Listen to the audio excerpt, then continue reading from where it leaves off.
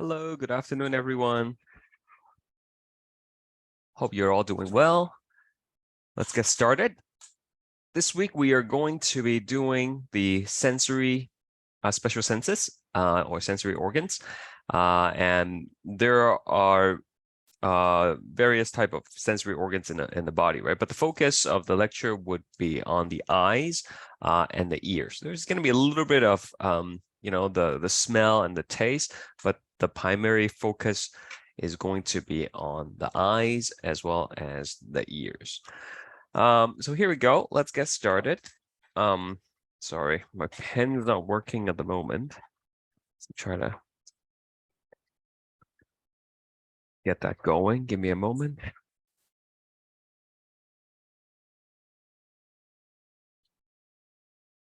All right, so first question here is asking us to do matching. So these are different types of sensory receptors. And just to refresh your memory on what sensory receptors are, they are basically a special type of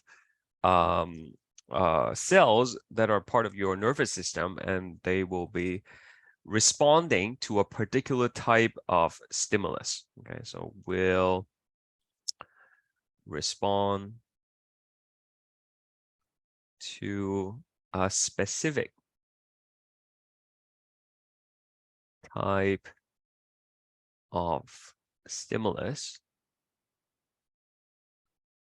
and create an action potential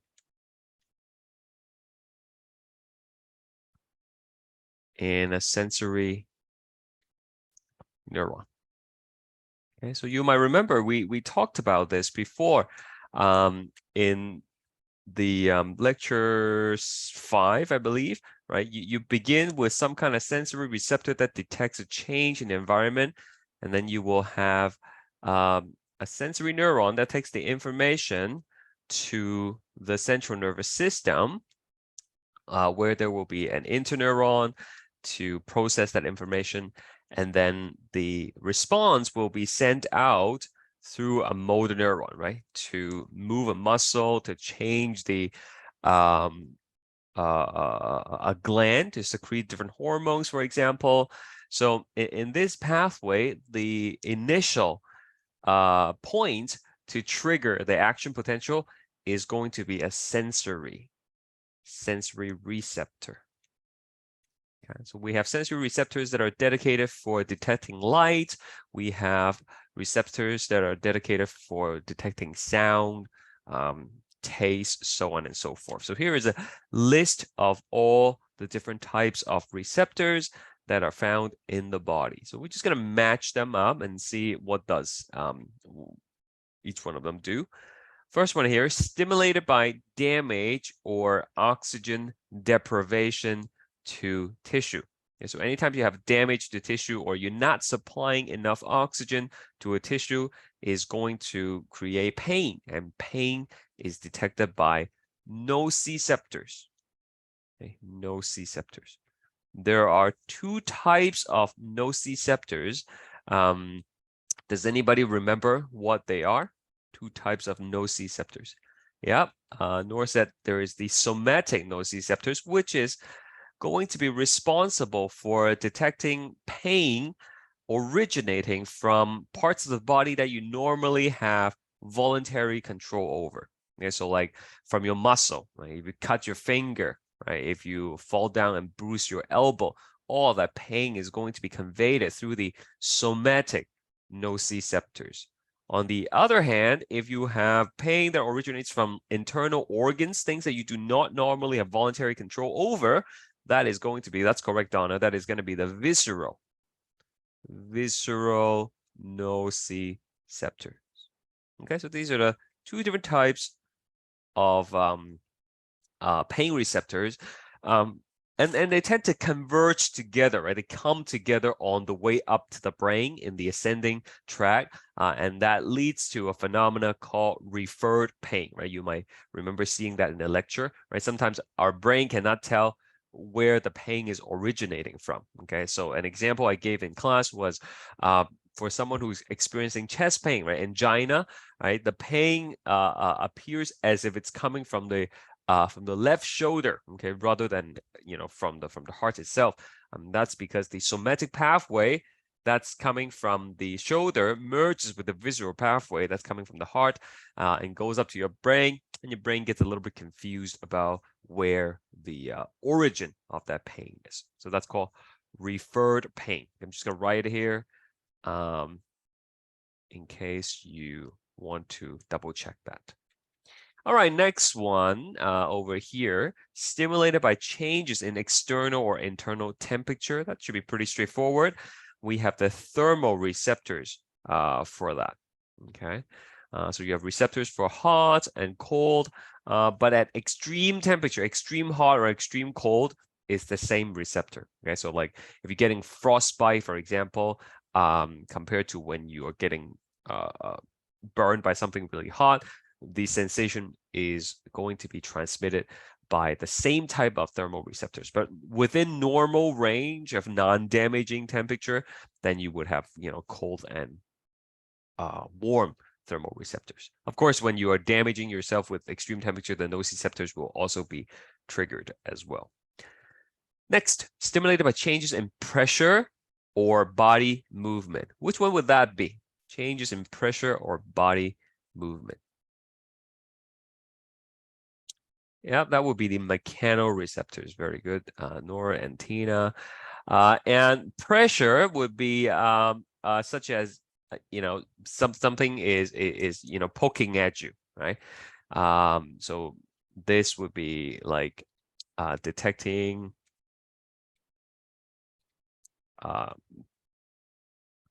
touch, right, on the skin.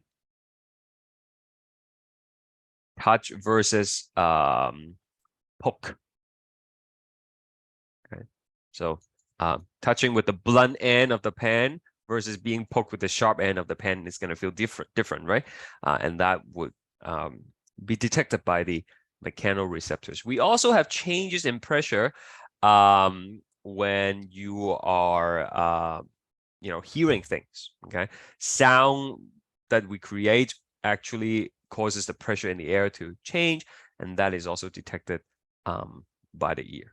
Okay, next one here is a body movement. So that would be in the inner ear, right? For movement of the head, for example, right? For acceleration, right? If you're in a car and you're speeding up, braking, coming to a stop, that's acceleration, changing in velocity, right? That's going to be detected by these mechanoreceptors.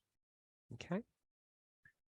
Next, stimulated by light energy, photoreceptors. And just to, put some notes here, I'm going to come back to this later probably, but there are two separate types of photoreceptors in the eye, right? We have the cone cells and the rod cells. Which one is for color vision? Does anybody remember? For seeing color, do we use the cone cells or do we use the rod cells? Okay, so C for color, that's how you can remember it, okay? C for color. So that's for color vision. And you have three types of it, right? Red, blue, and green. For the rod cells is more for night vision. Night vision. Okay, to see clearly in the dark, right? So actually for these to work, we need vitamin A. And there are parts of the world where people do not have sufficient vitamin A in their diet, and that could lead to temporary blindness during the night, okay, because the rod cells are not functioning properly. You might have heard that story from first semester. No, I wouldn't have taught that section to you guys, right? Because I would be on my summer break. So maybe you haven't heard of it. And anybody heard of the story of like golden rice? Anyone at all? Golden rice? No? Okay, so this is like a genetically engineered rice that has high levels of vitamin A in it, and you know, it was genetically engineered to grow in parts of the world where there is vitamin A deficiency, right? So people who don't readily have access to food that's rich in the vitamin A can just eat this kind of a crop, and that would supplement for their deficiency, and that is a very important thing to do, right? Particularly for people who would otherwise suffer from nocturnal blindness. That's what it's called, right? Like you're only blind at night because you don't have enough vitamin A for the rod cells to work. So look that up if you're interested. Next one, stimulated by changes in the chemical concentration of substances. So that would be, of course, the only one that's left, chemoreceptors. Okay, so chemical is just basically different types of molecules that you can detect, right? So you can detect things like oxygen, right? You might remember from the respiratory system that we have these carotid bodies on the carotid arteries that would detect oxygen. So that would be an example of a chemoreceptor. You would have chemoreceptors on the tongue that would detect sodium, right? That gives you the sensation of saltiness. You will have things to detect H+, that would give you the sensation of something tasting sour, for example. So there are various types of chemoreceptors that will be responsive to a change of a variety of chemicals, basically. So there you have it. Those are the 5 different types of sensory receptors. Okay, moving on, we are going to be talking about the eye. You know, maybe it's a good idea to just go through the eyeball, the structures of the eyeball. That way, you know, we're gonna have a good review before we answer some of these questions. Okay, so feel free to draw along if you want. In fact, I would strongly recommend that you do. So how many layers do we have in the eyeball? Anybody remember? How many layers in the eyeball? 3 layers is correct. Okay, so we have the innermost layer, which is what I'm trying to draw here with my perfect circle, of course. And that would be the retina. Okay, so retina. Yeah, a lot of people say retina, but it's actually pronounced retina. And this is, again, the innermost layer, and it contains photoreceptor.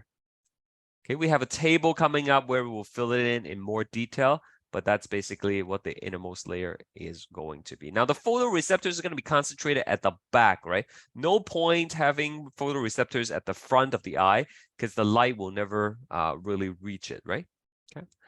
So at the back here, all these photoreceptors will take the image and transmit it through this nerve here at the end. That is called the optic nerve. Okay, optic nerve. And where the optic nerve is coming out from the eyeball, you would have no photoreceptor here, right? No photoreceptor. Because it's occupied, this space is occupied by the nerve, right? So that creates what we call a blind spot. Okay, so each eyeball has a blind spot, but fortunately, it is going to be compensated by the other eye. Okay, so the blind spot of the right eye will be compensated by the left eye and vice versa. So if both of your eyes are open and functioning properly, you virtually will not have a blind spot in your field of view. Okay. Now, what is the next layer? Somebody tell me what the next layer is. Oh, this is terrible. Let me try it one more time. Maybe I'm just gonna color it like that. Okay. One layer outside of the retina is going to be called the choroid. That's correct. Okay, so that is choroid. C-H-O-R-O-I-D. Now, you might remember this word from last week, right? Last week, we talked about the choroid plexus, which is what makes the cerebrospinal fluid. But choroid, basically, it's just a word that means is heavily vascularized. Okay, it has a lot of blood vessels in it, basically. And that's what this layer does. It will basically supply nutrients to your eyeball. It will nourish it because is living cells, right? So they would need to have steady supply of oxygen, glucose, and all that stuff. And that's what the choroid does. Now the outermost layer is going to be the sclera, okay, which is the white part of the eye. But ironically, I'm using purple right here. Okay, but that's the white of the eye. When you look at someone's eyeball and you see white, that is the sclera. Okay. It will allow the muscle to attach. So there will be a muscle here at the top. There are actually a lot of muscle that surrounds your eyeball, allows your eyeball to move in various directions. Okay, so these are eye muscle. Okay. You will have one that allows it to roll up, roll down, roll sideways, turn inward, turn outward, right? All these are going to be controlled by the eye muscle. Okay, next we are going to have strongest muscle of the eyeball. I don't know about that. Like, I mean, strongest is hard to quantify, right? Usually people say strongest as in the amount of force that can be created by the amount of fibers that you have, right? So like some people say the tongue is quite strong, but I think in terms of the ratio between how much force you can produce versus how much fiber is in it, I think the butt muscle, the gluteus maximus, that is the strongest. I think that's what it is. But you can definitely Google that and find out. Now, at the front of the eye, right, at the anterior side of the eye, the sclera is going to form a dome. Okay. That is a convex structure that allows light to be coming in from all directions. Okay. What do we call that convex transparent structure?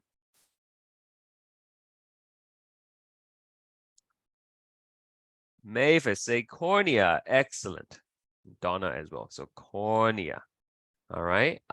And again, the light will be coming in all directions. It's kind of like the security mirror in the corner of a convenience store, right? It allows you to have a wide panning view of the store, and that's what the structure allows it to do. Okay. So the light will come in and it will go through your lens. Okay. So your lens is going to be right over here. Okay. And what kind of lens do we have? Anybody remember what kind of lens is in the eye? Is it a converging lens that causes light to come together, or is it a diverging lens that causes light to spread out?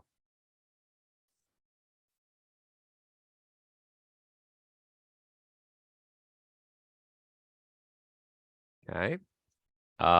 Good try, good try. It is actually converging lens.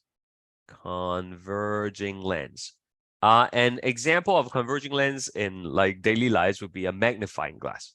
Okay.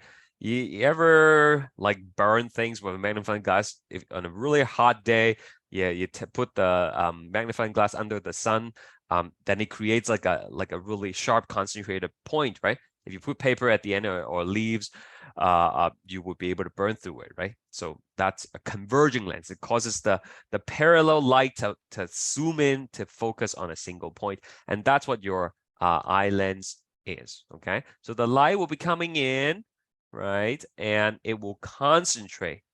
Right, it will concentrate them on a single point on the retina. Okay, so like you might have more light coming in, but as it hits the lens, it will focus on that single point.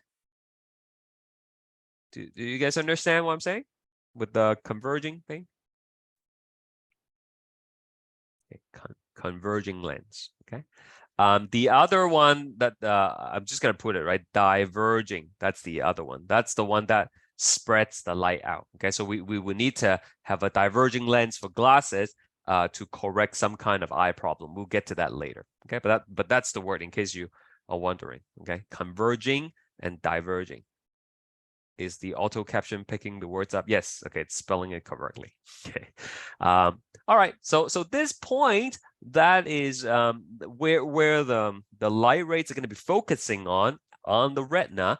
That's where you'll be able to produce a very sharp image of whatever you're looking at. Okay, so if you're reading a book, right, the words will be projected onto this precise point and create a sharp image. Okay, everything else that you're not focusing on is going to be your peripheral vision. Okay, and that will be elsewhere on the retina, and those things are not like a sharp image. Okay, for example, right, like assuming you have your notes in front of you right now, okay, and then you are watching me on the computer screen or on your phone screen, okay, so keep your eye focused on the screen right now, right? You'll be able to see the words that I'm writing, no problem. However, the words that are on your paper, on your notes, right, you will be aware that there are writings on your notes, but you won't be able to make out what they're saying because your eyes are focusing on the computer screen or on the phone screen, right? So the phone screen, computer screen, the words on it will be projected onto this point. Everything else, including the notes that's on your table, will be part of your peripheral vision, and you won't be able to make out detailed information about those things. Okay, so this point has a name. Just gonna ask again. Does anybody know what that particular point is called? The point where you produce high definition image of what you're looking at. Donna said the fovea. That is absolutely correct. Thank you. Fovea. Okay, so it has the highest density of cone cells. Okay, we'll write that down later when we get to the chart. Anything else we are missing here? Yep, we have a little bit of ligaments here. Okay, that will attach onto your lens. Okay, these are called suspensory ligament. Okay, they control the tightness of your lens, and you want to pull on the lens when you are looking at something that's far away. You want to relax the lens and let it become a little bit more thicker when you are looking at something that's nearby. Okay, and the suspensory ligaments will help control the thickness of the lens. But in order for the suspensory ligaments to pull or to relax the lens, there needs to be some muscle at the other end to control it. So I'm just gonna put some muscle here, right? It's really, really big. The muscle goes all the way into like, 1/4, a quarter way in, right? So on all these muscles, will be pulling on the suspensory ligaments to make it tighter, to make it less tight, depending on what you're focusing on. And these are called the ciliary muscle. Okay, ciliary muscle. There you go.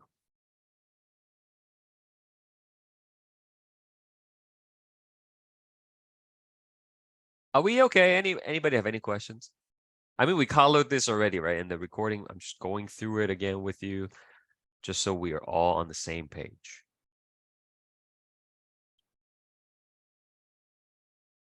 Okay, great. There are two compartments here. We have the anterior compartment at the front here between the cornea and the lens, and then we have the posterior compartment over here. And at the front, this is filled with a liquid. Okay, so that liquid is called the aqueous humor. Aqueous humor. Okay, and it contains like nutrients to nourish the cornea and the lens, because the cornea and the lens, they don't have blood vessels in them, right? Otherwise we would see them in our vision, right? They must maintain transparent at all times, and so they rely on the aqueous humors to supply them with the appropriate nutrients. And at the back of the eyeball, we would have another liquid. Okay, so this is mostly just waste liquid at the back, and it's there to reinforce the shape of the eyeball. It's a gel-like substance, more than than like a liquidy water, if you would. And that is called the virtuous humor.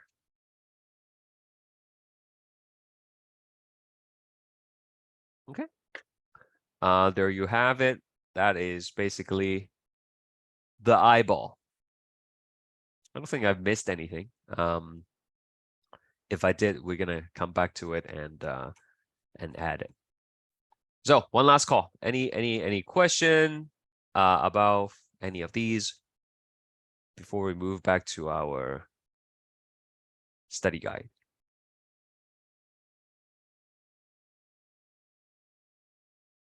Okay, let's do a quick poll.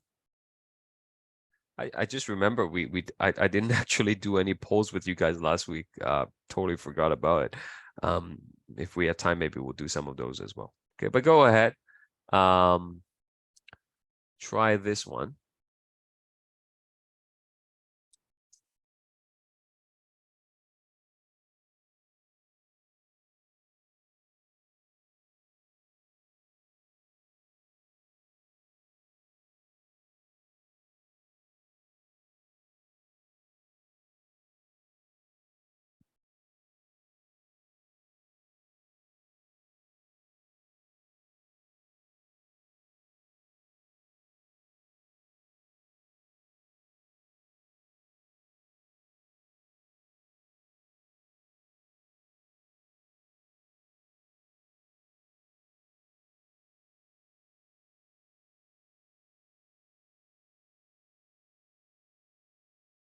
Oh yeah, that's okay.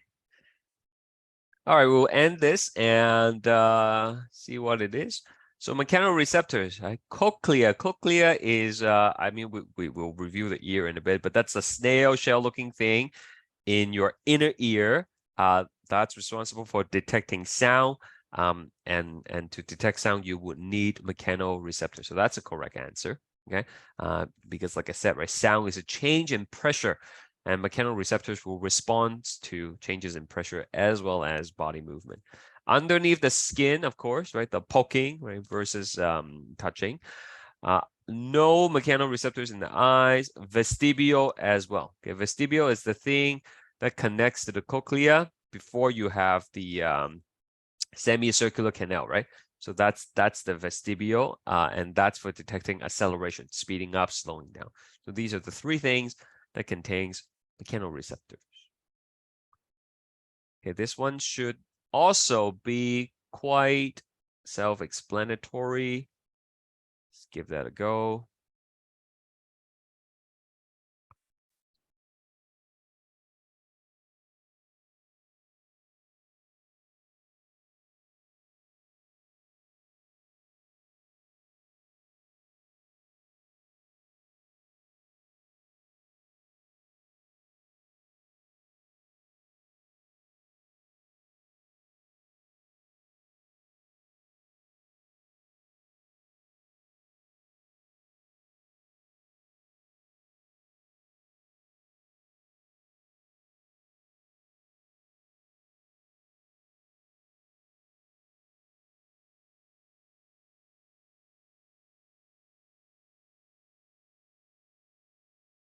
Okay, thank you for participating.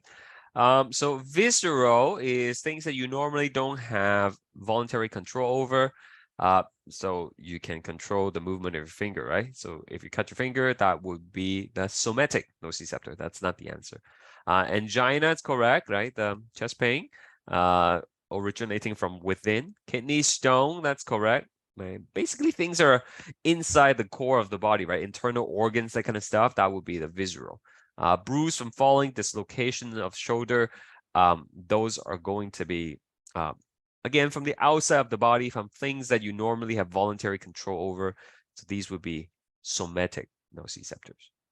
Okay, does everybody understand the distinction? Okay. Generally, from the outside, right? That's somatic. If it's from the inside, then it's visceral. Okay, things that are deeper inside that we don't have voluntary control over, that will be visceral. Okay. Okay, let's go back to our thing right here. Let's fill in the blanks here. First one. Attachment attaches the lens to the ciliary body, right? Ciliary body, ciliary muscle, same thing for our purpose. That would be the suspensory ligament. Suspensory ligament. Fluid in the anterior segment that provides nutrients to the lens and cornea. What was that one again? When we drew the eyeball earlier, what's the fluid at the anterior compartment? What do we call that? Aqueous humor. That is the aqueous humor. Thank you. The funny water, if you translate this directly, right? Aqueous humor. The white of the eye. Look at someone's eyeball. You see the white part. That is the sclera. If the sclera turns yellow, right, it might tell you there could be some problem with the liver, right? Jaundice, right? Vascular layer of the eye. That's the layer of the eye that has blood vessels. That would be the choroid. The choroid.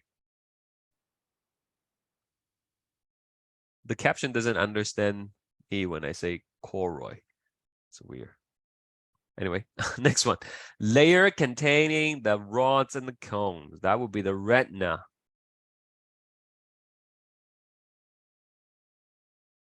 Gel-like substance that helps reinforce the eyeball, as in like maintain the shape of the eyeball. Right? That's the gel at the back of the eye, right? And we call it the vitreous. Vitreous humor. Okay, just to reiterate, so we not gonna get confused. This is the cornea. Okay, so the aqueous humor, that's the stuff at the front here, and the vitreous humor is the stuff at the back. Probably worth mentioning that high pressure in the vitreous humor, if you have too much of it, it will be pressing on the optic nerve here, and that could damage the optic nerve, which could lead to what eye condition? Glaucoma. Glaucoma, that's right. So glaucoma is progressive loss of peripheral vision, and then ultimately complete blindness.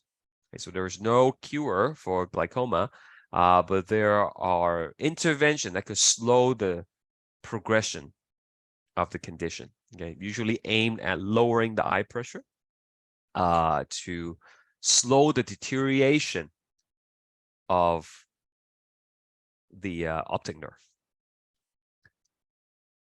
The most anterior part of the sclera is the cornea. Okay, that is it.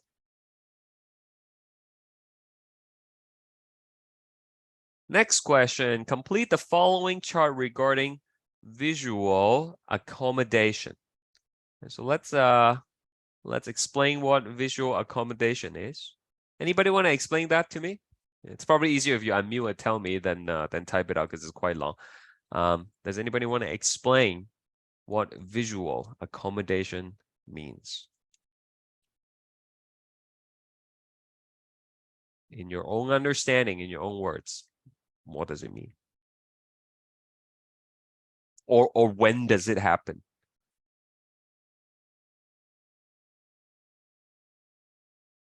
Okay, that's fine. I will write it out for you. Visual accommodation is basically the ability to maintain focus on an object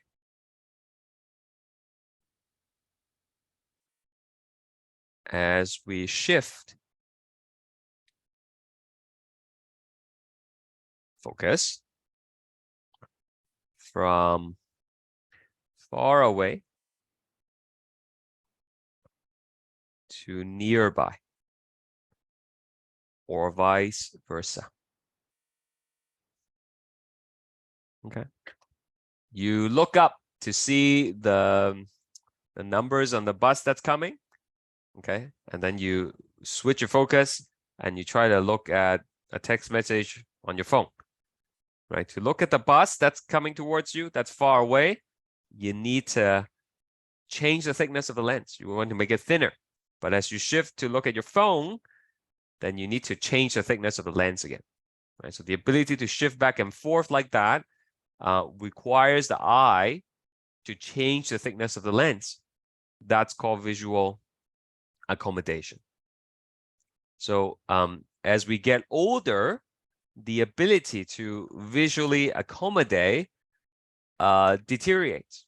Okay? Because the suspensory ligaments, they kind of lose some of their elasticity, right? So if this might happen to you, or like if you look at, sometimes you try to look at the this actually happens to me, like when I try to look at the labels on like a medicine bottle or something, like how much to take and you know, that sort of stuff, I actually can't read the letters too well.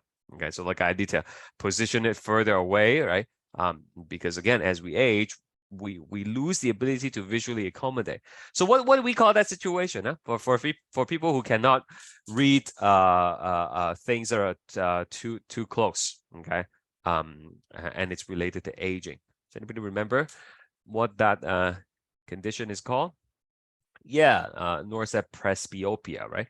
So presbyopia, P-R-E-S-B-Y, opia, that's basically is a condition that requires reading glasses, right? So you lose the ability to accommodate. Does that make sense? Some of you probably are too young to have that problem, but you know, it just hits you when you are in your 40s. Right? All of a sudden, you realize, oh, can't read that anymore, right? And some of you might be able to relate, but maybe not. But that's what it means. Okay. Over here, we are talking about what happens during the visual accommodation process. All right. So nearby object, if you're looking for, if you're trying to focus on something that's close by, like reading a book, reading your notes, looking at a computer screen, looking at your phone, all that stuff, you want the lens to be what? Thinner or thicker? What do you guys think? What did I say earlier? You want to be looking at a nearby object. Thicker, that's correct. Okay, thicker. Thicker. Like that. Thicker. This is looking at the lens from the side. If you're looking at far away object, that would need it to be thinner. Thinner. You know, sometimes you can't really see and you have to squint your eyes, right? Squinting your eyes, that's making the lens thinner. Okay, so the thickness is related to the tension, the tightness in the suspensory ligament. Okay, if I look at the lens from the front, the suspensory ligaments will be, you know, all around it, right? All around it. But when I draw it this way, when you look at it from the side, right, it would just be, you're just looking at the top and at the bottom, right? So to make it thicker, the suspensory ligament is going to need to be loose. It's loosened. Right? You don't want to be pulling on it. Right? Whereas if you want it to be thinner, they need to tighten. Right? So for this one, suspensory ligaments will be loose. That's why you have these wavy looking strings. But if it's thinner, then it's tight. It's going to be pulling in all directions. ultimately, what's controlling the suspensory ligaments would be the ciliary muscle. And so ciliary muscle, it's a ring that goes around the suspensory ligaments. Okay, so you have a ring of muscle that goes around it like that. Okay. It's hard to visualize, but just look at my hand here. If the ciliary muscle contracts, they grab onto each other and they actually make the center smaller. Okay, and then when they relax, it opens up, right? So they grab onto each other, they make the center smaller, and it will help loosen the suspensory ligament. Okay, so that is going to contract here. Okay. And when it relaxes, when the ciliary muscle relaxes, it opens up, makes bigger, right? By making it bigger, it pulls on the suspensory ligaments on all sides, causing them to be tighter. So this is relax. Okay.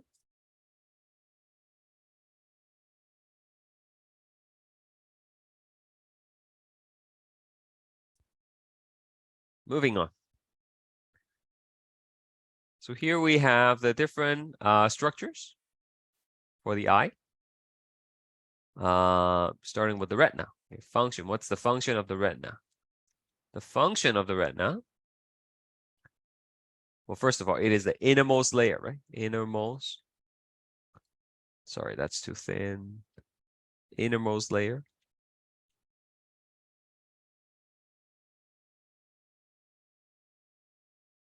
of the eye. The deepest layer, right? That's another way to say it. Contains photoreceptor.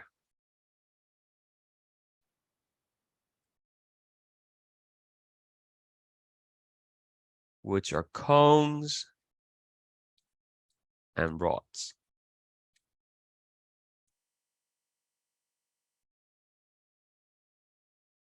And again, the photoreceptors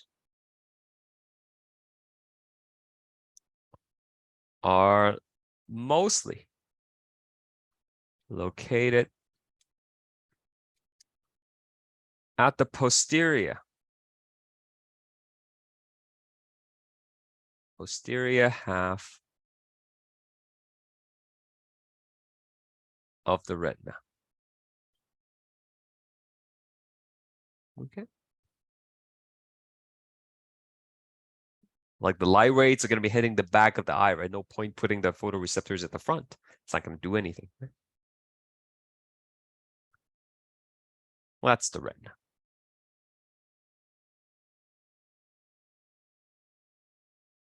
Next, we have the fovea. And the fovea is a location on the retina with the highest density of photoreceptor. Of cone cells, rather. Of cone cells. The image of the object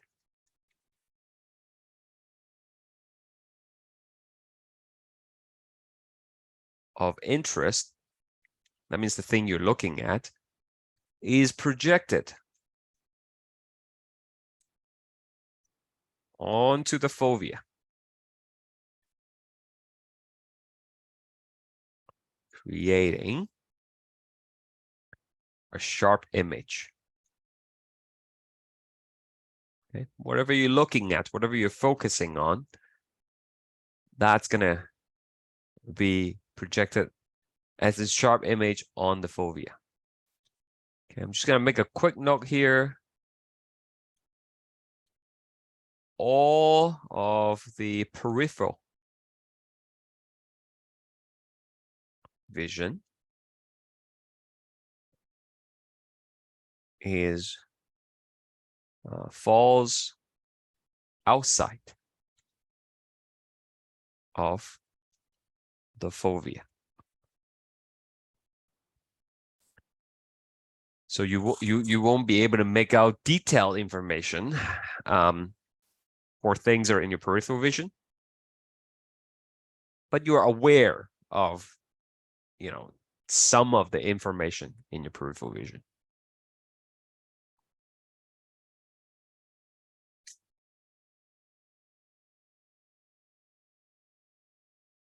Okay. How? Sorry, I don't understand the question, Ahmed. Could you? Professor, like how peripheral vision falls outside of the fovea? I didn't got this part. Okay. So again, right, like the eyeball here, there is only one spot of the fovea, right?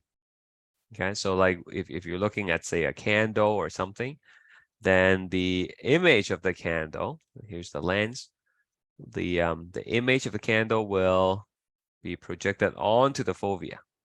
So you're focusing on the candle. Everything else that's not the candle will be elsewhere on the retina. So like maybe it's here, maybe it's here, maybe it's here, it's here. So all these other things, all these other images that are projected onto elsewhere, that is going to be your peripheral vision. Do you understand?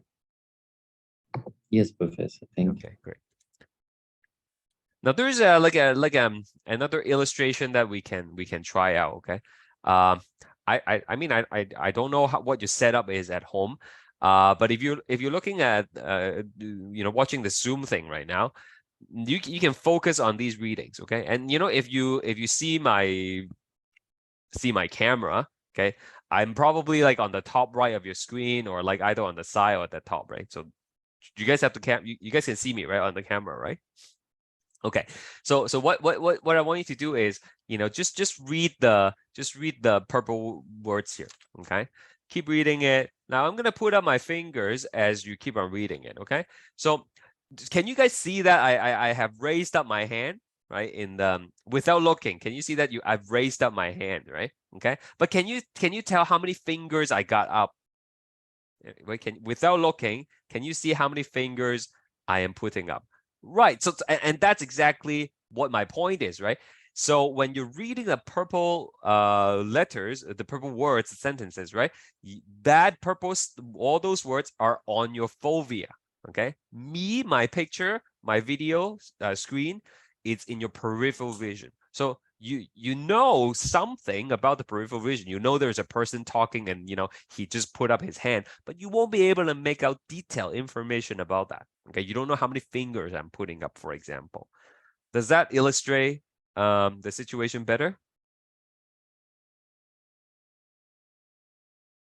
Okay, I hope so. Next, we have the ciliary muscle. Ciliary muscle. Ciliary muscle, what does it do? Well, ciliary muscle, first of all, it surrounds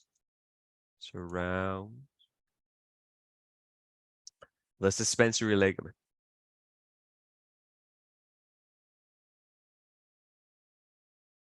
So one end of the suspensory ligament is connected to the ciliary muscle. The other end of the suspensory ligament is connected to the lens. So when the ciliary muscle contracts, it will cause the ligaments to become loose. Okay? So contracts by contracting. Contract means like, you know, grabbing on each other, right? By contracting, the suspensory ligaments will loosen. And so this happens when you are looking at something that's close by. By relaxing the suspensory ligaments will tighten.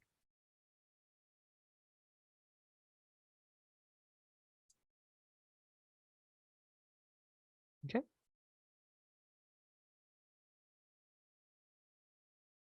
And just to reiterate, this is for nearby. This is for far away. Far away.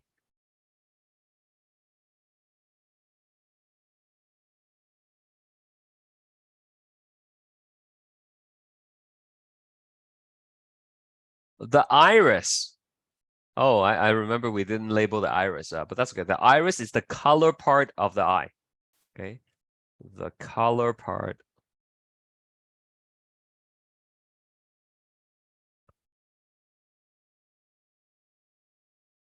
Okay, it's in it's part of the choroid layer.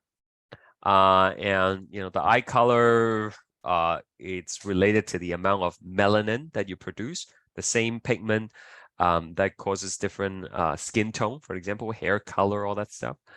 And so other than making our eyes look pretty, the iris is also important for regulating. So regulates the size of the pupil.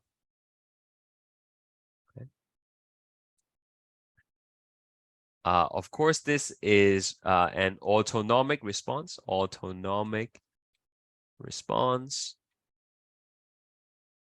to the amount of light. Okay. You might remember it, you might not, but sympathetic, for example, sympathetic pathway, sympathetic system, part of your ANS, that will dilate pupil. Okay, you're in danger. You need to see clearly. More light enter the eyes. And then the other one is the parasympathetic, right? Parasympathetic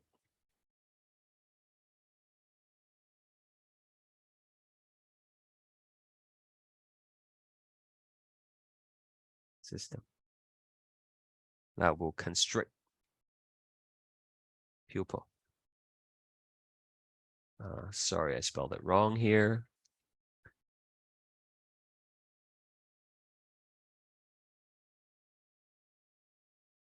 Okay.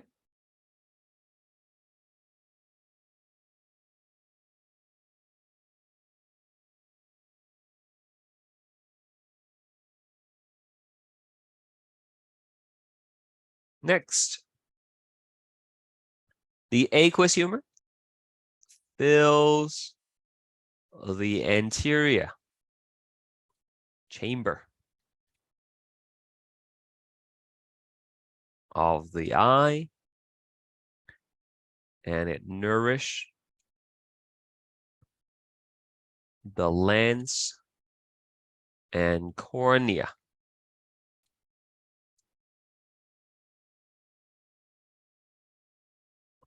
Whereas the vitreous humor, it will fills the posterior chamber of the eye, and it reinforces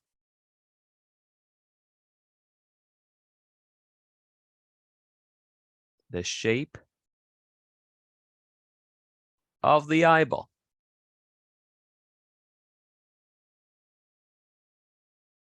That's it.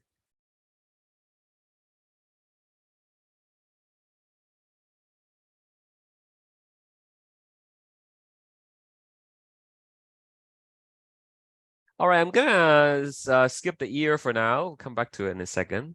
I already explained this in the lecture recording, but I'm gonna go through it again just in case you missed it or you need a refresher on it. It's quite a confusing concept for some people. All right, so these are the eyeballs, and we're looking at it from the top. All right, so when you looking at things, there are things that falls on your right side, and there are things that falls on your left side. So things that are on your right side, okay, I'm going to represent it with pink here. Right, so this would be your right field of view, FOV. Okay, field of view. And then over here, you will have your left FOV. Okay.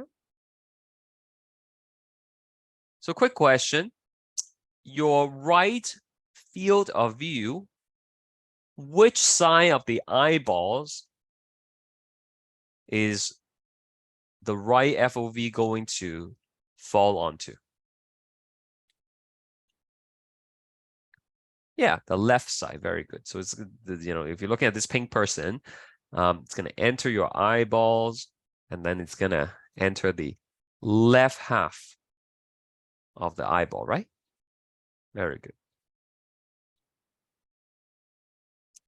Then what happens is the information, the visual information related to your right field of view will travel down the optic nerve.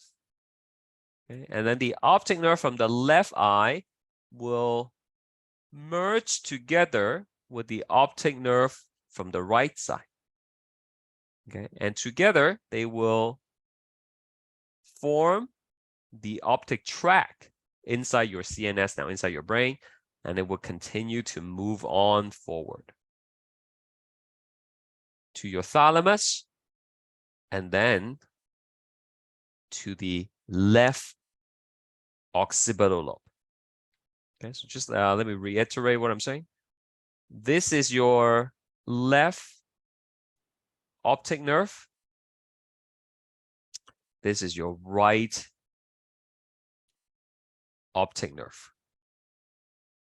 Okay, so the right field of view will enter the left side of the eyeball, and the visual information regarding the right FOV from both eyes will come together, will converge on the left side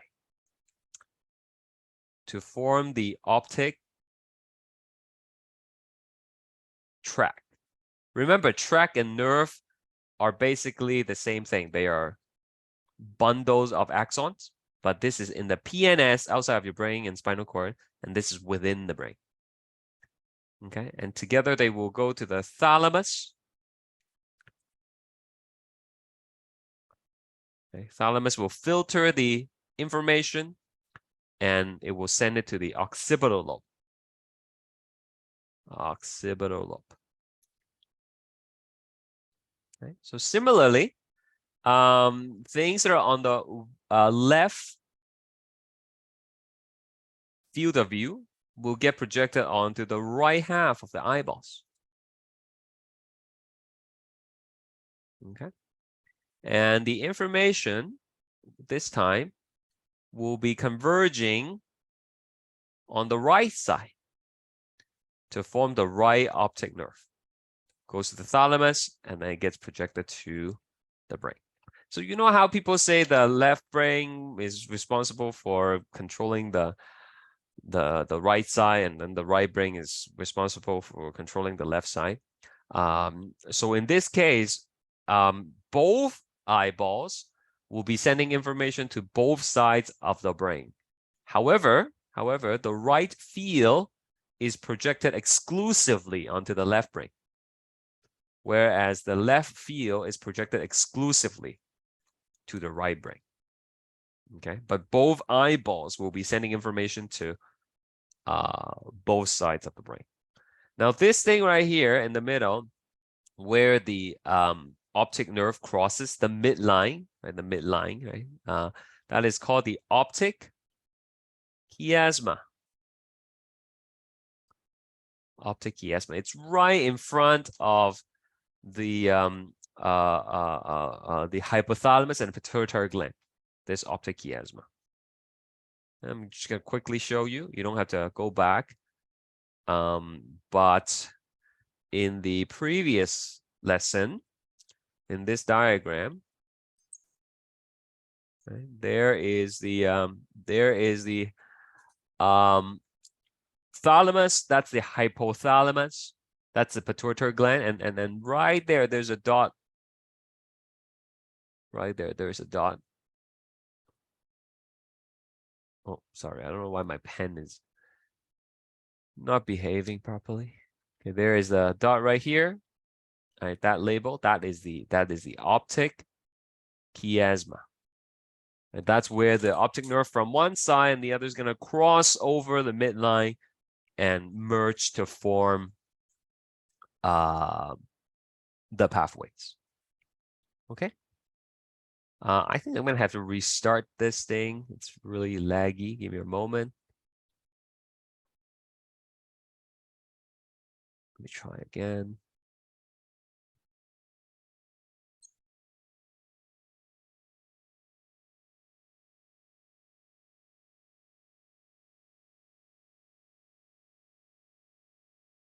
All right, so that's that. Let's try some of these questions, and then we'll take a quick break. The right optic nerve carries information from which field of view? Right, so if you color code it, it's very easy. You look at the right optic nerve, which is right here, and what information does it contain? Which field does it contain? The left field or the right field or what? Yeah, both, right? Because it's both color. Both. The left optic nerve carry information also from both field, right? Mixed color. The right optic tract is inside the brain, carries information from which FOV? Well, you look at the color and it's blue, so it's the left FOV. The left optic tract, on the other hand, is going to be the right information. The right optic tract carries information from which part of the eye? Okay, so if you look at the right optic nerve, blue, you trace it back to each eyeball, and you can see it's the right half.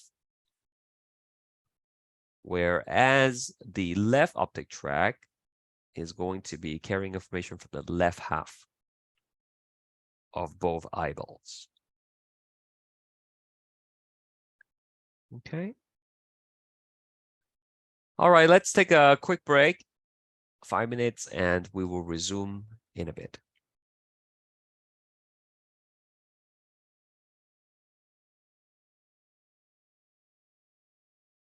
Hello, let's keep going. Next question is also about the eye. Let's finish that first before we switch to the ear. This question talks about the myopia, which is nearsightedness, and hyperopia, which is farsightedness. So let's take a look at the two different situations here, how they differ, and what kind of intervention we need.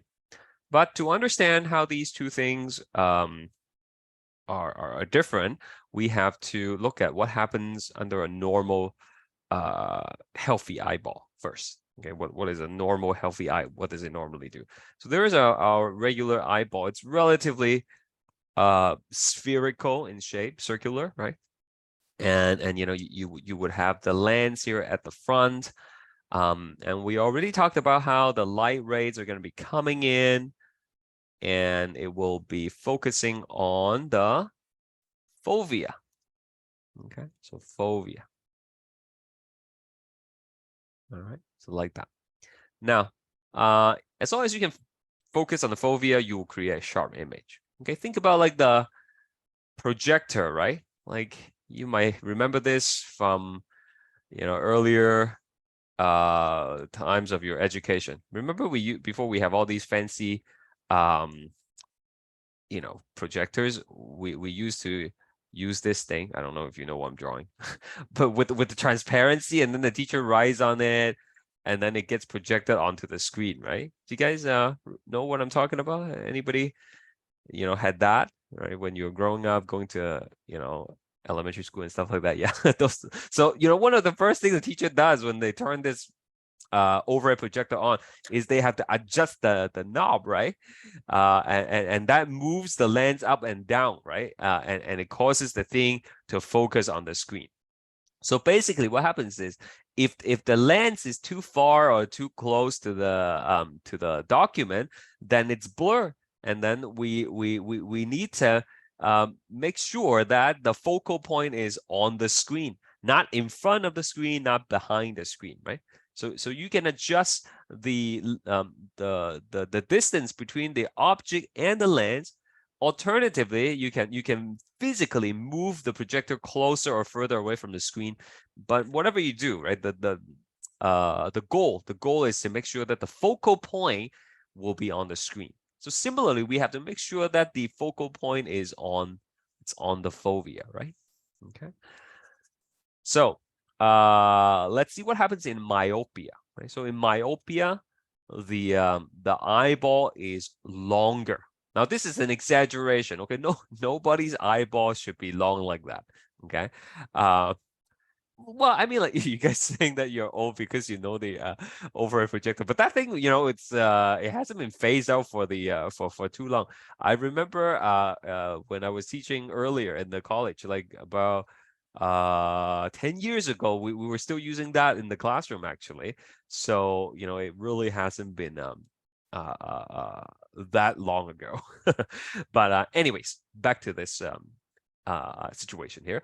The eyeball is it's elongated. Okay, it's longer than it normally would. And again, this is an exaggeration. No eyeballs is going to be this long. Okay, but hopefully it will help you remember it. Okay, now the lens is not changing in this case. And what this means in terms of the analogy of the projector is that the screen has been moved further back, right? So the light rays are coming in. The light rays are coming in. And then they are focusing in front of the retina, right? Because the screen, right, the fovea has been shifted back due to the elongation of the eyeball, right? Because the eyeball is longer now, the focal point is in front of where it should be.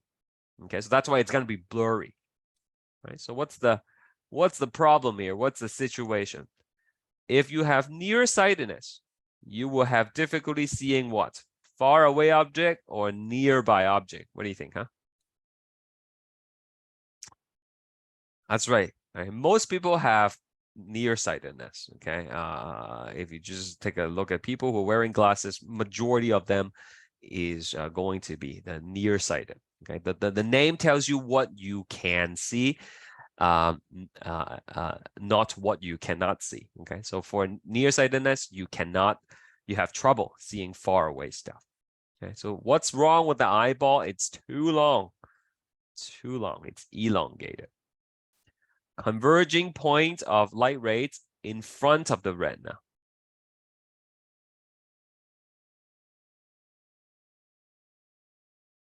Okay. The type of lens that is needed to fix this, we have two types of lens. Okay, I should probably explain that to you. We have two types of lens. We have the diverging lens. Diverging lens, which looks like this. And then we have the converging lens.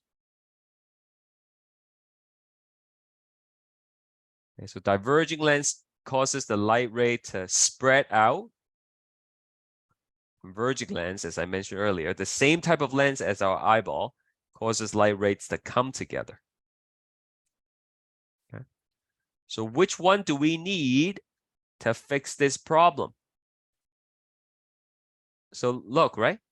The light rays are coming together too soon, right? We don't want the rays to come in too soon because the eyeball is too far.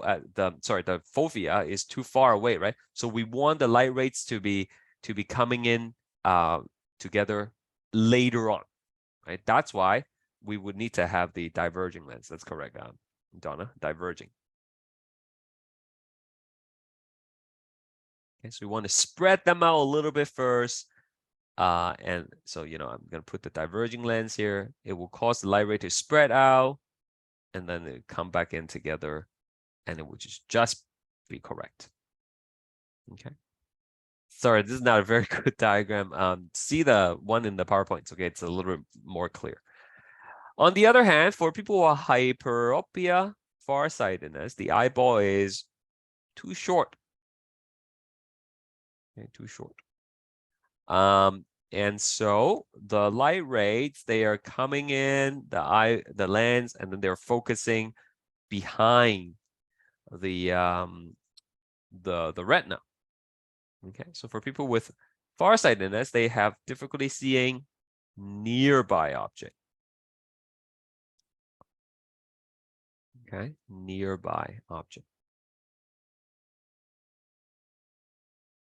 So my younger daughter, she's 5 and she's farsighted. Okay, so we noticed because we tell her to read, and then she would have trouble like not knowing how to read. Like she put the book literally like to her face, and then she actually was having trouble focusing the words.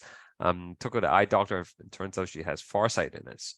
But I have nearsightedness. So I don't know where that came from. Apparently, may not be genetically related in that case. In terms of the type of eye problem that one has. Shape of the eyeball is too short, and it's converging behind the retina. Okay, so we want the light rays to come together sooner, right? That's why we're gonna have the converging lens. Okay, so people who wear the converging lens for farsightedness, like if it's really severe, sometimes you see their eyes are bigger, right? That's because the lens that they're wearing is the same type of lens as the magnifying glass I was telling you earlier, right? Okay, it basically causes your face to look a little bit bigger. Now, another thing that I think I showed you this in the lecture slide, but it's always fun to look at people and be able to tell what kind of lens that they're wearing. So like this is just a person's face, and if they're wearing the glasses. Okay, so let me try that again. Oh, the whole face is gone. Okay. There is the face again. And then they're wearing the glasses. And then you can just look at the side of their face. When they tilt their face to the side, you can look at it. And if they are wearing a converging lens for farsightedness, then the edge of their face would actually be bulged out like that. On the other hand, if they're wearing a diverging lens, then their face would be like indented on the inside. Right. So next time you see someone, or you can look at yourself in the mirror if you're wearing glasses, right? You can just move your head a little bit, and then you can see how the edge of your face is distorted. Then that tells you what kind of lens that they're wearing. Yeah, astigmatism is another thing, right? So you can have myopia or hyperopia. Both situation can be compound with the astigmatism, right? And for those of you who don't have astigmatism, congratulations, first of all. But to describe to you what it feels like, usually it's a problem at night, okay? Like especially with if it's raining, okay? The lights appear to scatter. Right. If I take my glasses off at night and just look at like the street lights and stuff like that, then it would look like they're all like fireworks or something. All the lights are spread out. And astigmatism is actually caused by uneven shape of the lens. So rather than having a single focal point on the fovea, now you have multiple focal points. And it makes it very difficult to see things clearly. And with the rain causing the lights to scatter, and then additional scattering in your eyes, that just makes it really hard to see at night. Yeah, I usually try to avoid driving at night. I would let my wife do that instead. But it's the headlights, and especially with the LED lights, right, with the SUV and stuff like that, it just makes it super hard to see. Okay, so there you have it, the myopia and the hyperopia. Just on a side note, do you guys know the show Survivor? Like that reality TV show? Some of you might have seen it. Like it has been going on for like ever. It's still on. I don't watch it anymore, but I remember like you know, when I was younger and I like to watch it. And there was this episode where, you know, people are allowed to bring like one item to help them or something, right? So this guy was trying to start the fire, and you know, they couldn't do it, and then he said, oh, let's try with my glasses, right? So he tried to focus the light ray and start the fire that way, with his glasses, and it wasn't working. And then I remember looking and I was like, you idiot, you're wearing a diverging lens. Diverging lenses for nearsightedness. That's not going to focus the light rays. It's going to spread it out, right? So, you know, if you have to use your glasses to start a fire, you have to have farsightedness, because then you'll be wearing a magnifying glass, right? And even then, it's not guaranteed, because it depends on how bad your eyesights are, right? The curvature determines how much of a focusing of the light rays you can get, right? So without a very high curvature, you're not going to get a really concentrated beam to heat things up. Anyway, I thought that was funny. Okay, that's it for the eyeball. Let's do another poll, because why not? Here we go. Number 4. It's a single answer one, but I'm just going to use the multi-select poll. It's much easier. Go for it.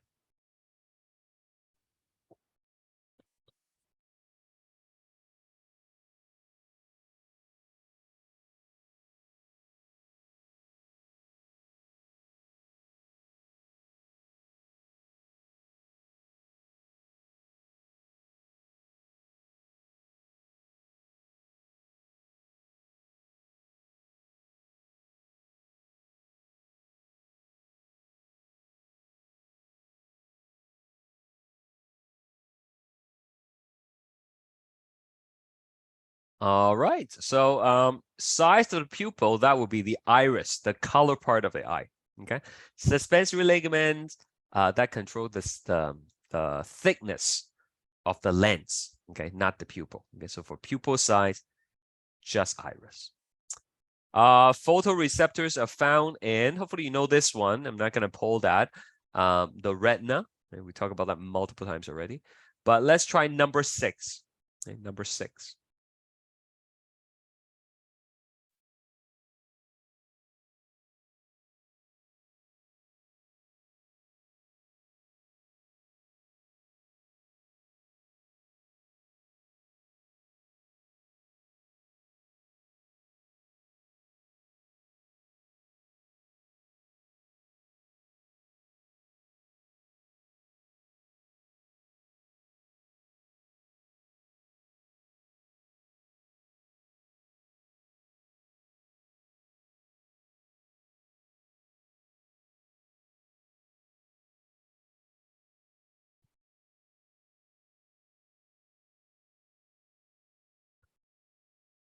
Okay. Cannot see far away object clearly. That would be nearsightedness or myopia. Cannot see object that's cannot see nearby object clearly. That would be the farsightedness, the hyperopia. Cannot see in low light setting. That has to do with the vitamin A situation I talked about earlier. So presbyopia is not able to shift the focus quickly, right? And so people have to hold the book far away to read it clearly. Okay? People need reading glasses. Okay? That's an example of presbyopia. Okay, let's do one more.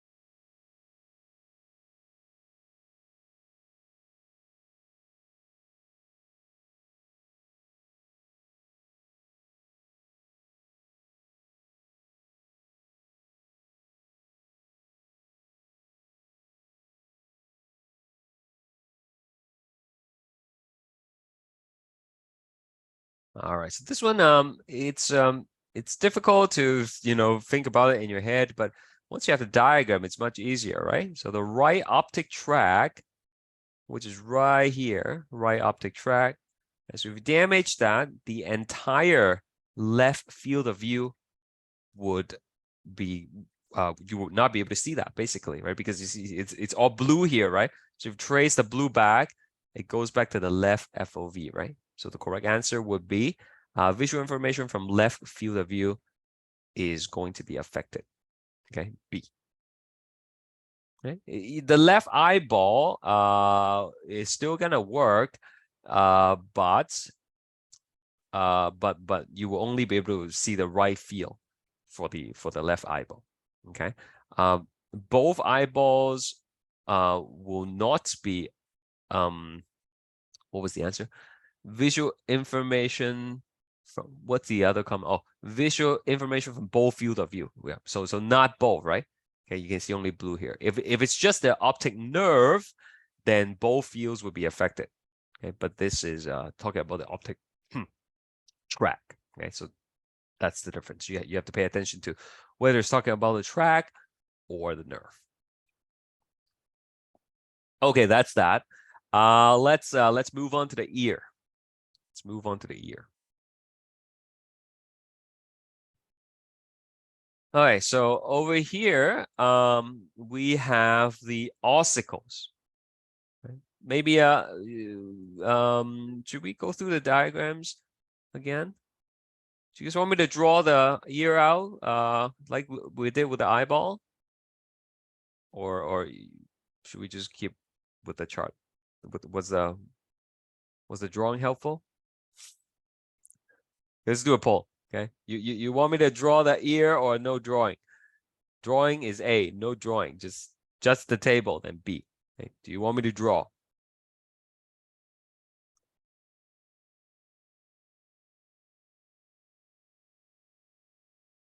Okay, so we have more people who likes to see me draw than people who don't. I'm gonna draw it. Where are we? Okay. So let's draw the ear. So first of all, we have the ear.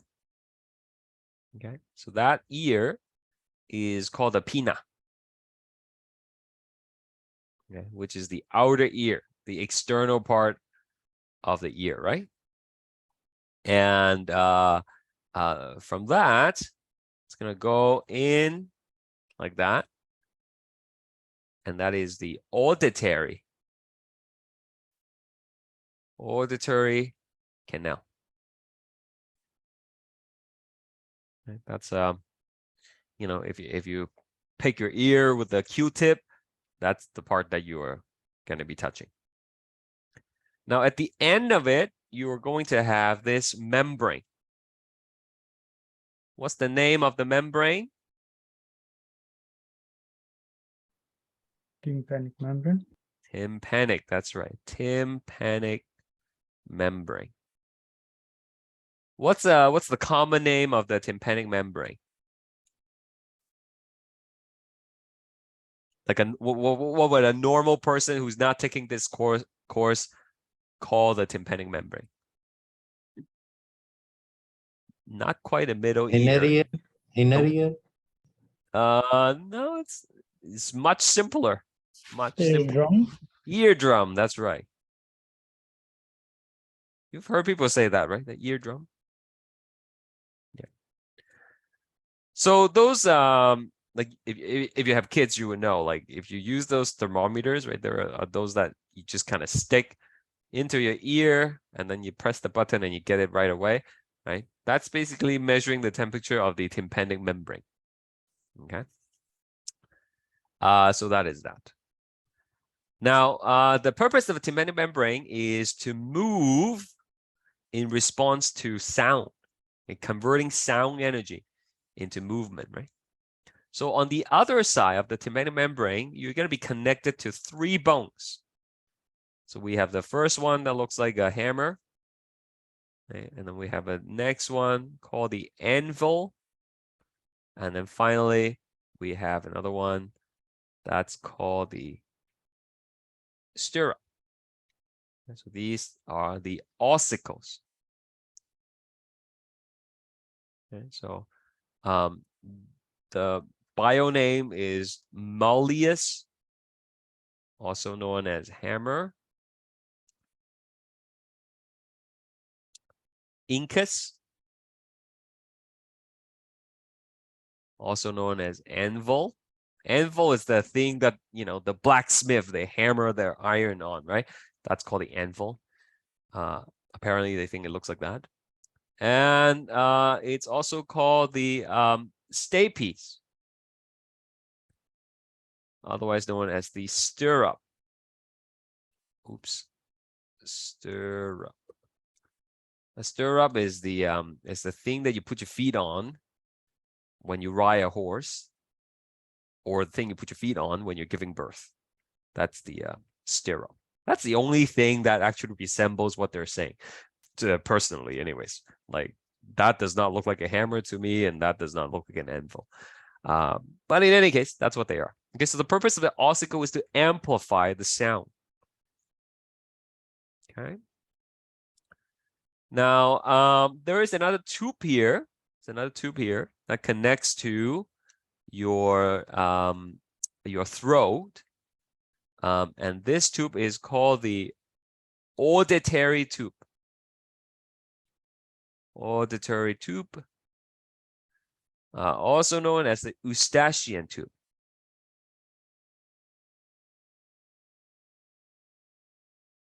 Can anybody tell me what the function of the Eustachian tube is?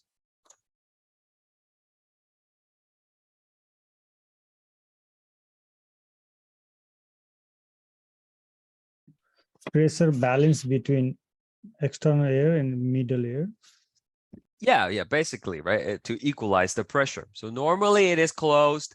When you swallow, it opens up, and then it lets the extra pressure in your head to come out, and it equalizes the pressure with the surrounding. Okay. All right. There is going to be a thing that the stapy is going to be pressing on. Okay, so that's the oval window, which is going to be on your cochlea. Okay, so there is going to be an oval window. Inside the cochleas are all fluid, and the oval window is sort of like a membrane that translate the movement into shock waves inside the fluid for the cochlea. Okay? And you're going to alleviate all that buildup of pressure from another membrane. So that is called a round window.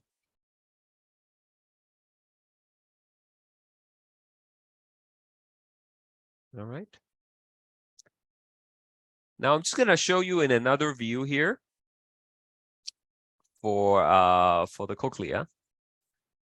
See, it's all rolled up here, right? But you can unroll it sort of, and it will look something like this. It will be like a long thing that tapers off at the end. As you unroll it, it looks like that. And there will be 3 separate channels on the inside. So over here, that would be where the oval window is. And the stapy will be pressing on it.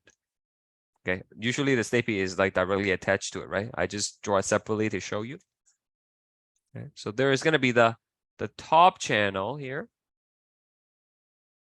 It goes all the way in.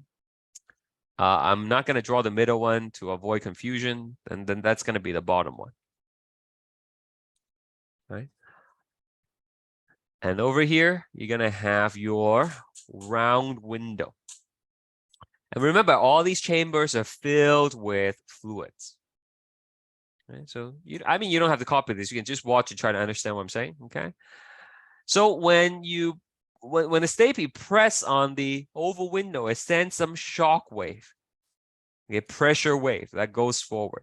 And depending on the pitch of the sound, it might be able to go deeper or not as deep, right? But at some point, it's going to turn around and then come back out. right? So as you push in on the oval window, the round window will bulge out, right, to relieve the excess pressure. And as the stapes pulls back on the oval window, the round window will go back in. So they're always going in opposite direction, okay? You press on the yellow thing, the pink one is going to bulge out to relieve that pressure. Does that make sense? So in the middle layer, there will be special structures called the organ of Corti. Right? We're not going to go into too much detail about it, but within the organ of Corti, there are these hair cells. Hair cells. And hair cells is a type of mechanoreceptors. Right? So imagine having all these hair cells here, all these hair cells in the middle layer within the organ of Corti. Okay. So depending on where the wave turns back, that specific region, the hair cells within that particular region will be triggered. And that would send an action potential to your temporal lobe, the part of the brain that's responsible for processing sound, right? And you can think of all these hair cells as keys on a piano, okay? And they would each correspond to a particular pitch. Right? Generally speaking, higher pitch sound is going to be closer to the outside of the ear, closer to the outside of the cochlea. And for sound that are deeper, lower in frequency, they will be able to penetrate further in the cochlea before turning around. So, you might have another sound, right, that goes here and turns around. And depending, again, where it turns around, you will stimulate the hair cells within that particular section. So collectively, all these hair cells sending action potential to the temporal lobe will ultimately result in you processing the speech or the sound or the music, whatever it happens to be. But that's basically what the cochlea is for. Okay, so again, the hair cells, they are a type of mechanoreceptors responding to pressure change. Any question about this setup here?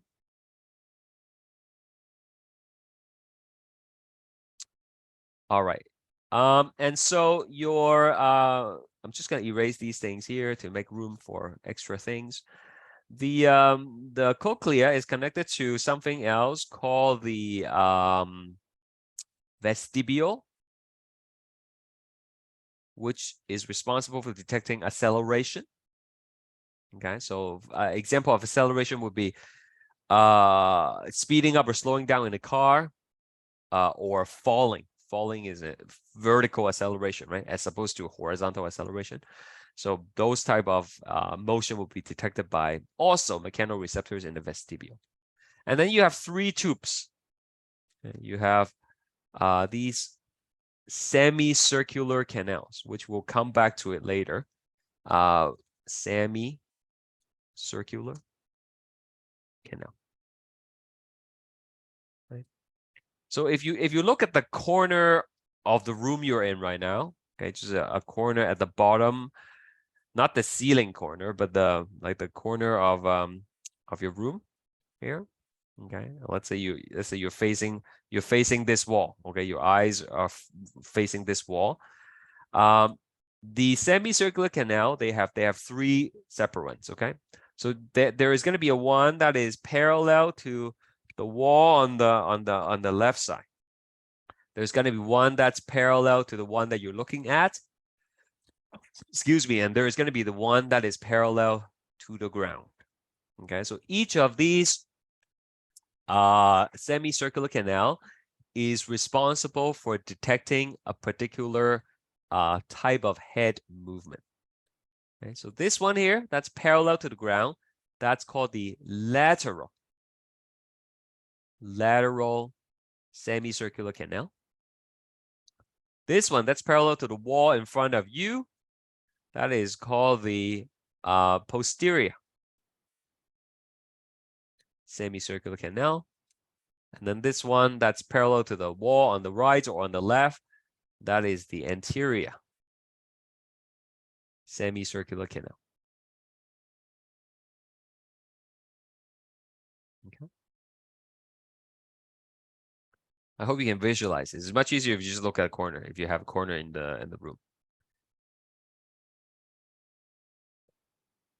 So in our diagram here, just very quickly,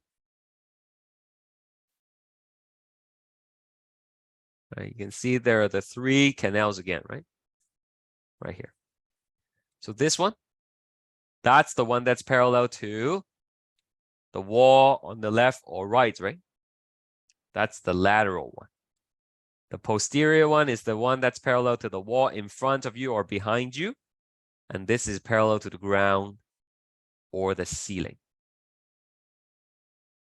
Okay? Anterior, posterior, lateral. So let me ask you, what kind of head movement is each going to detect? Okay. So if you're shaking your head side to side, okay, that corresponds to movement of which semicircular canal? Moving side to side. That's right. So lateral is side to side movement. When you say no, okay, side to side. If you're nodding your head, right, that's like saying yes, that would be detected by the anterior one. And then if you tilt your head to the side, right, if you're like, meh, I don't care, then that's the posterior one. Okay, that's when you say like, you know, maybe, I don't know, like that. That would be posterior. Okay. All right, very quickly. If you are doing a pirouette, okay, a pirouette like ballet, that's called pirouette. Which one is stimulated?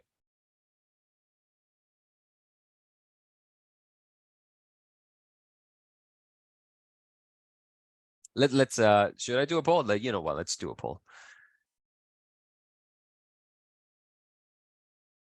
Okay. My question is, when you are doing a pirouette, which is this kind of motion, okay, which one is going to be stimulated? Is it A for anterior, B for posterior, or C for lateral? Who chose B? I haven't even tell you which choice it corresponds to what letter yet. Pirouette. Like that.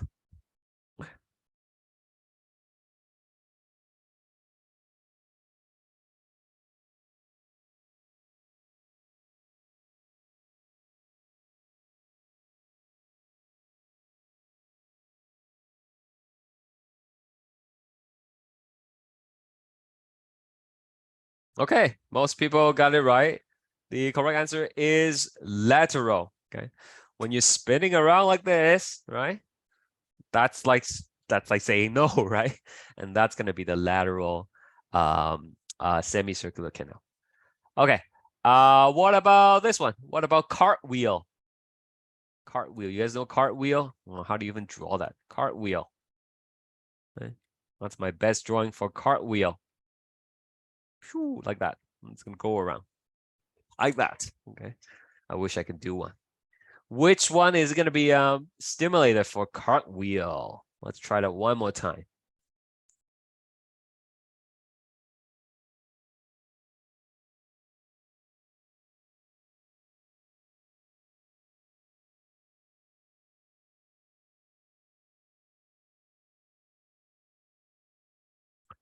Cartwheel.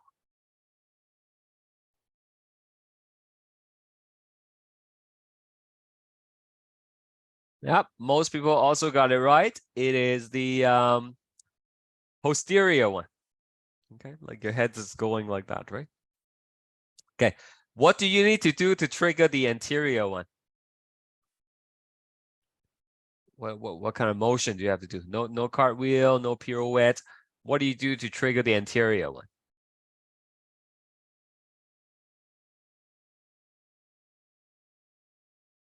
Anybody? Any gymnasts here? Falling is straight down, right? Like falling straight down. That would be the vestibule. That's triggering it. Jumping up and down. That's also like linear like vertical acceleration. That would also be the vestibule. Somersault. That's right, Donna. Okay, so like yeah, I don't know how to spell it either, but somersault is, you know, when you go forward like that. Okay, when you do a forward roll. Okay? Those divers, right? In, you know, Olympic Games, they jump off and then they keep on rolling. That's somersault. Okay, and that would be triggering the anterior semicircular canal. Are we all good here, guys? I hope so. Ahmed, you had a question earlier. It was, which part controls the body balance? So all these semicircular canals are going to send information to the cerebellum, which is the part of the brain that controls balance, right? And they all contribute to it, which is why, like, you must have done it like when you were younger, or like your kids might have done it, right? You keep on turning, spinning, and then you all of a sudden you stop and you try to walk in a straight line and you can't, right? You end up falling and hurting yourself, right? That's because if you keep on turning, all the fluid in these semicircular canal will keep on moving, even though you come to a sudden stop. And then all the signal going to your cerebellum is actually messed up for that duration, and that causes you to stumble and not be able to walk in a straight line. Okay, so the answer to your question is both the semicircular canal and the vestibule will send information to the cerebellum, which then helps your brain to gauge how to maintain a balance and equilibrium. Okay, so that is that. Let's keep going with the thing over here.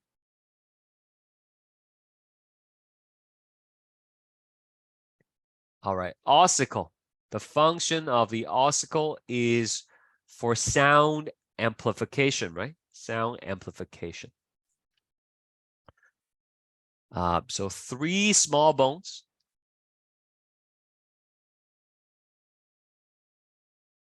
In the inner ear. Sorry, in the middle ear, rather. And we listed out earlier malleus, incus, and stapes.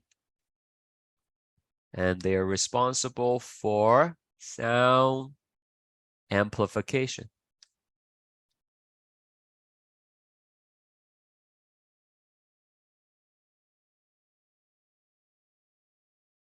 Okay. The malleus is attached to the tympanic membrane.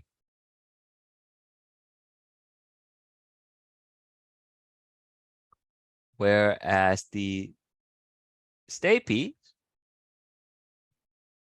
is attached to the oval window. The one that you press on so that you're going to create all these pressure waves inside the cochlea. There's one question on quiz. Which part of the following is not middle ear? Okay, what are the choices? And choices are malleus, stapes, incus, and none of the above. Yeah, none of the, it's not part of the middle ear. So all of them are part of the middle ear, right? Yeah, so none of the above, I would think, is the answer. Wait, that question was on the previous quiz? No, it's you mean on the practice quiz, right?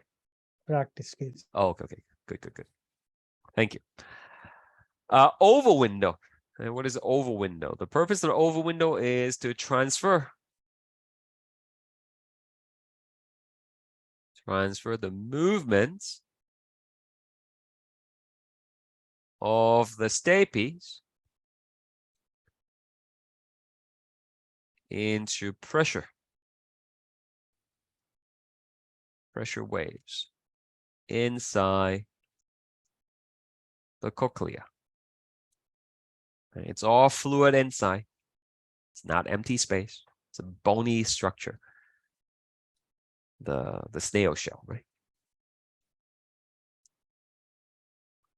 Now, because when you press on the oval window, you increases the pressure inside the cochlea, and you must relieve the excess pressure.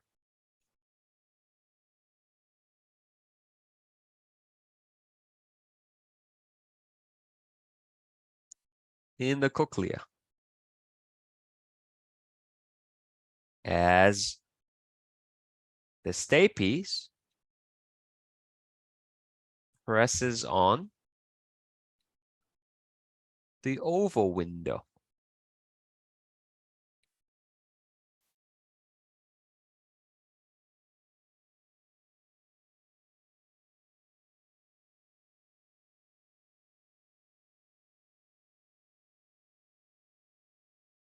Okay, semicircular canal detects head movements. Okay, and we wrote down the three canals already, right? And the kind of motion that would set them off. So I'm not gonna repeat that again. The Eustachian tube is responsible for, well, it connects the middle ear to the nasopharynx.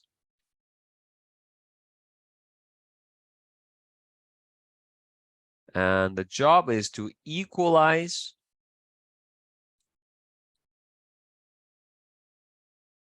internal ear pressure.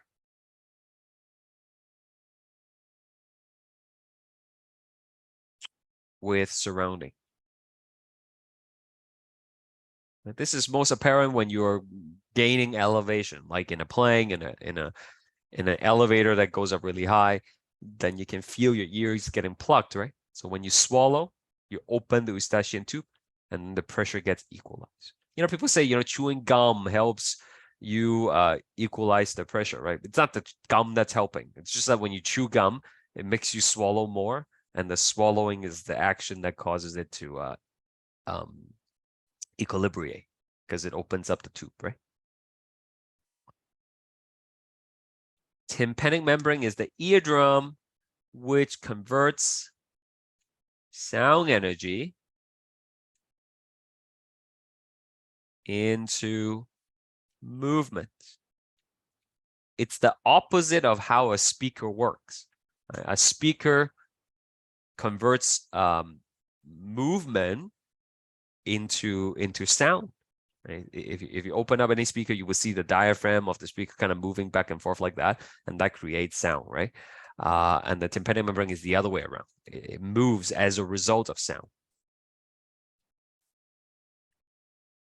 We briefly talk about the organ of Corti, and what you need to know is that the organ of Corti contains hair cells, which is a type of mechanoreceptor,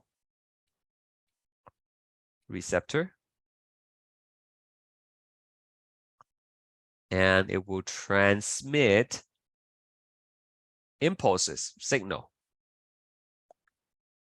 to the cochlear nerve, which then, of course, goes to your brain, to your temporal lobe, right?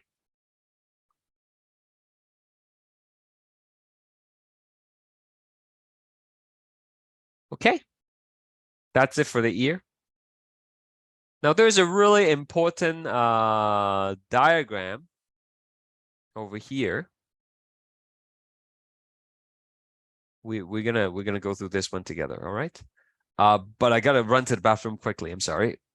Be right back in a minute or so.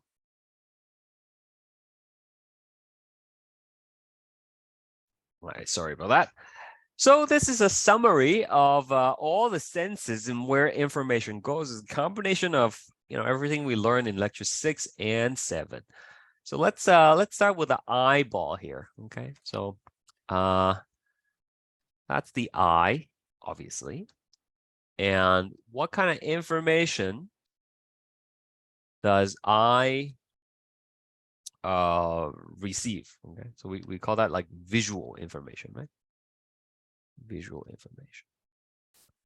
Now, what kind of receptors do we have in the eye? You should know by now that it is photoreceptor. Exactly, right? Photoreceptor. Right? The cones and the rods, right? So where does that information go? Well, for the eye, it is going to enter the information is going to travel through the optic nerve, past the optic chiasma, and then it will go to, now you can't really see it on the surface of the brain, okay? But like, suppose we can see through the brain, you will see the, what is this thing I'm trying to draw anyways? Do you guys know? Anybody want to tell me what this is? What is this area? It's inside the brain. It's not on the surface, but suppose we can have X-ray vision and we can see it. What is this oval shape structure? Incus, yeah, thalamus. That's right, thalamus. Okay, that would be the thalamus right here. Okay, just gonna put it right here, so we're not gonna mess up the diagram. That is the thalamus, and just to refresh your memory, thalamus will be responsible for filtering sensory information. Okay, except for smell.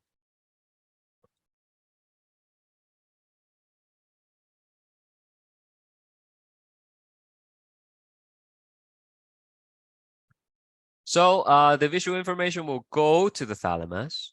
It will have a relay point. And if it's relevant information, which lobe is it going to go to?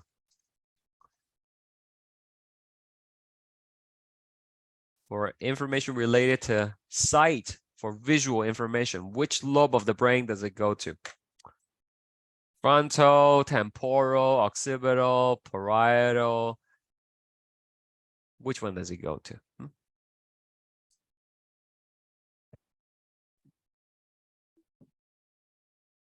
Occipital. That's correct. It's going to go to the occipital lobe right here at the back.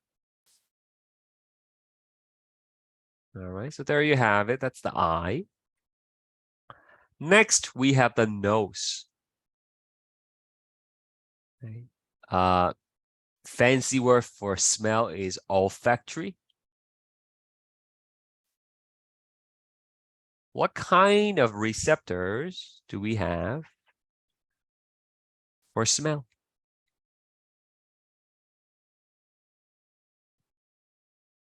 For sight is photoreceptor. What about for smell? What would it be?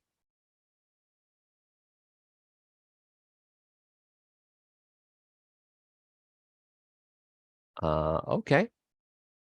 Chemoreceptor, right? Chemoreceptors. Different odor. They would trigger different chemoreceptors, and that will register an odor signature in the brain. So which lobe does smell go to?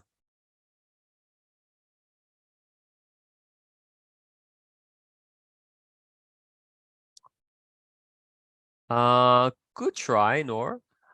But for smell, it is going to be the temporal lobe. Okay, right here. Yeah, not the insula either. Insula is for taste.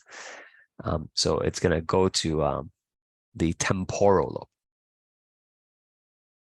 Okay. That's why it bypassed the thalamus. Right, just right here. Right? No point going back and then coming back out, right? So that's the nose. All right, next we have the tongue. The tongue. What kind of receptors do we have on the tongue? We have a bunch here. Okay, so help me out, please. What kind of receptors do we have? Thinking about 3 types. Taste buds, yes, Donna, but what would taste bud be classify as? You know the 5 different types that we talked about earlier at the very beginning of today's session? What would taste bud be classified as?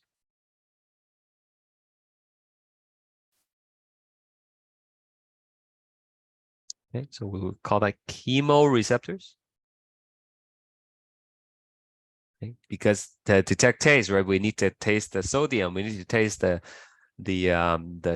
glucose, and we need to taste the hydrogen ion for the sourness, right? So all that is chemoreceptors. The tongue will also have thermal receptors. You eat ice cream, it's cold. You drink coffee, it's hot. That's thermal receptors. You burn your tongue. That's going to be nociceptors. You feel the different texture of your food. That would be mechanoreceptors. Okay, lots of stuff on the tongue. I hope it makes sense though, okay? Now, where is it gonna go? Well, for the tongue, it is going to enter through the brainstem.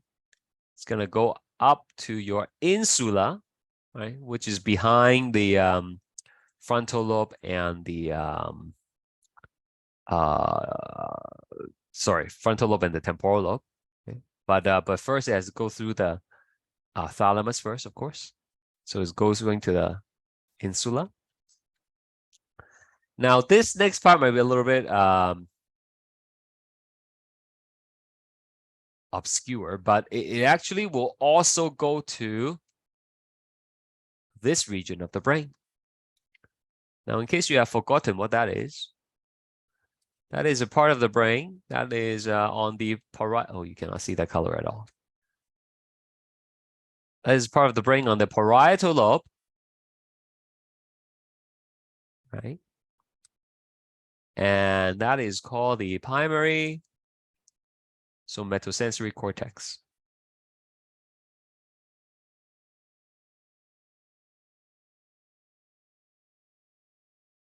Right, that's responsible for processing sensation, right? Bodily sensation. So, all the information related to temperature, to pain, to texture, that's going to go to the primary somatosensory cortex. Everything that's related to the taste aspect of the tongue, the chemoreceptors, that's going to go to the insula.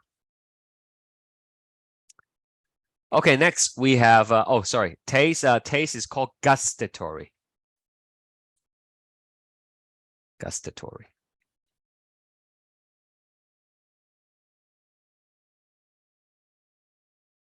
Here we have the hand. That's the skin. Okay, we call that somatosensory. Right. So we have a bunch of receptors here again. We have the mechanoreceptor for different levels of pressure. Thermal receptors, feeling cold with the hands and hot. Also nociceptors.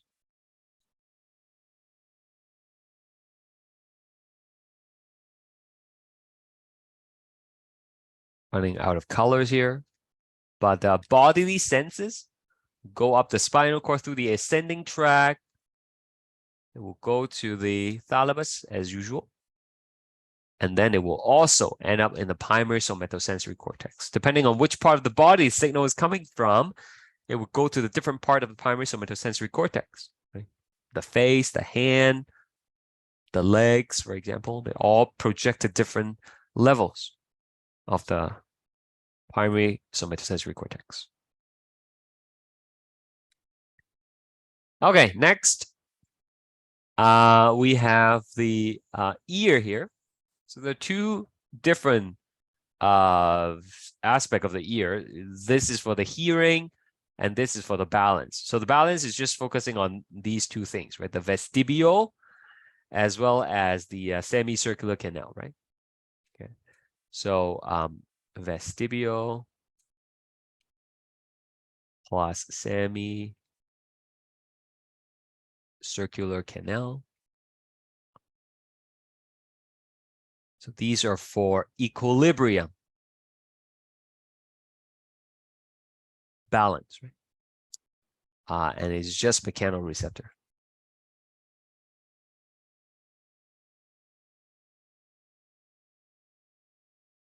For information related to balance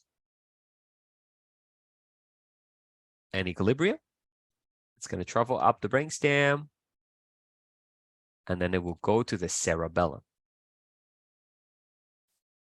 Okay. So there's no need to go to the thalamus because maintaining balance is like all information pertaining to balances is important, right? Okay, last one here, we have the ear, which is auditory.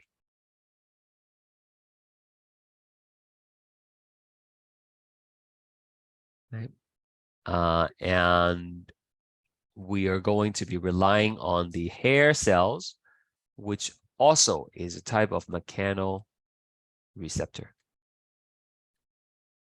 Okay, the hair cells in the organ of Corti.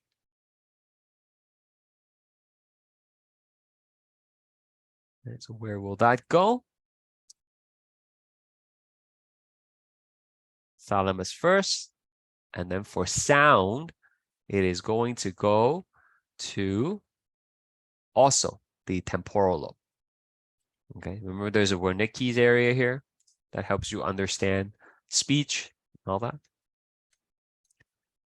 So that's a summary, right, of where things are and where things go. You should definitely try to do that on your own again when you're studying. Okay. So yeah, I have been keeping you for very long now. I think we'll do the application question next time. When we come together, we can fill in the blanks later on. And we're just gonna leave it at that for today. Okay. So next Thursday we will have the last lesson for the unit, which is digestive system. Let me just check my calendar here quickly about what's going on. So next week is digestive system, yeah, and then we will have a review on the following Tuesday. Okay, we probably will take up the lab as well next Thursday, and I'll post all that information for you. Okay, well, thank you for sticking around for so long. I'll see you next week then. Have a good one, guys. Bye for now.